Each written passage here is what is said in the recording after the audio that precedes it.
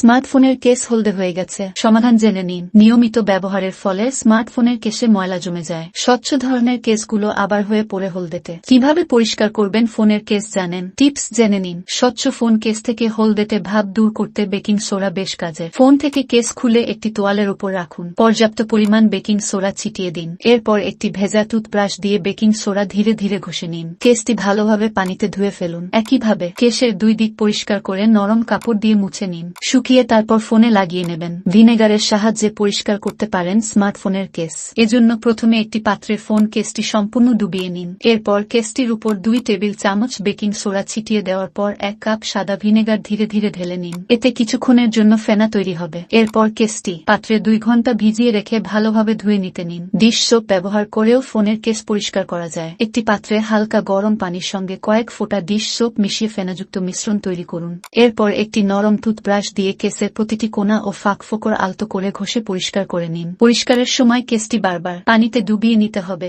যাতে জমে থাকা ময়লা আলাদা হয়ে যায়। পরিষ্কার পানি দিয়ে ধুয়ে, মুছে ও শুকিয়ে নিন পুনরায় ব্যবহার করার আগে।